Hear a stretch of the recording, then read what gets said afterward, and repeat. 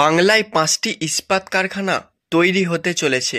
এই ৫টি কারখানায় ৩৫,০০০ কোটি টাকা বিনিয়োগ হবে।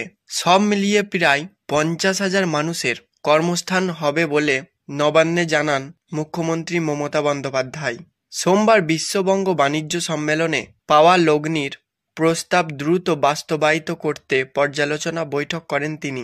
ওই বৈঠকেই মুখ্যমন্ত্রী জানান, বাংলায় ৫টি ইস্পাত কারখানার প্রস্তাব এসেছে, মন্ত্রিসভার অনুমোদনও হয়ে গেছে। এর ফলে মোট ৩৫,০০০ কোটি টাকা বিনিয়োগ হবে ও ৫০,০০০ কর্মস্থান হবে। এছাড়াও বাণিজ্য সম্মেলনে পাওয়া প্রস্তাবগুলির মধ্যে একাধিক প্রকল্প সরকার ছাড়পত্র দিয়েছে। সেগুলি শিগগিরই কাজ শুরু হবে বলে মুখ্যমন্ত্রী জানিয়েছেন।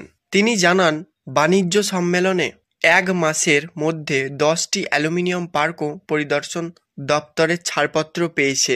রানীগঞ্জে একটি গ্যাস কর্পোরেশনে ৪২৫.৪১ কোটি টাকা, আসানসোলের কাছে কল্যাণেশ্বরীতে একটি ইস্পাত কারখানায় ১৭০ কোটি টাকা, আলিপুরে একটি নির্মাণ শিল্পে ৬০১ কোটি টাকা, দুর্গাপুরে একটি সিমেন্ট কারখানায় ১৪৯০.৮৩ কোটি টাকা বিনিয়োগের প্রস্তাবে অনুমোদন দিয়েছে সরকার। এছাড়াও দুর্গাপুরে একটি সংস্থার ৪৯৫.৫৫ কোটি টাকা, হলদিতে একটি সিমেন্ট উৎপাদনে শিল্পে ৩০০ কোটি টাকা, হাওড়া শঙ্করাইলে একটি সিমেন্ট কারখানায় ৩০০ কোটি টাকা, মুর্শিদাবাদে আবাসন শিল্পে ৫৭০ কোটি টাকা, পুরুলিয়ায় ইস্পাত কারখানায় ১৪০০ কোটি টাকা বিনিয়োগের প্রস্তাবেও ছাড়পত্র দিয়েছে সরকার। শালবনীতে টিস্যু পেপার তৈরির শিল্পে ১৬,০০০ কোটি টাকার বিদ্যুৎ উৎপাদন প্রকল্পের প্রক্রিয়াগত কাজও অসম্পূর্ণ নয়, সম্পূর্ণ হয়েছে কাজ।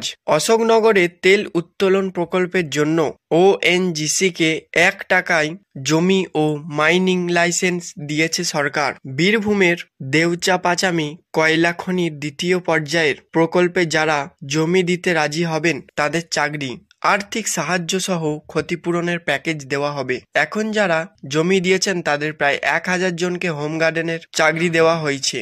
কয়লা উত্তোলন শুরু হলে স্থানীয় ছেলেমেয়েরাই চাকরি পাবেন বলে মুখ্যমন্ত্রী আশ্বাস দিয়েছেন। সাধারণ মানুষকে এগিয়ে আসার পাশাপাশি জমি দাতাদের কৃতজ্ঞতা জানান মুখ্যমন্ত্রী।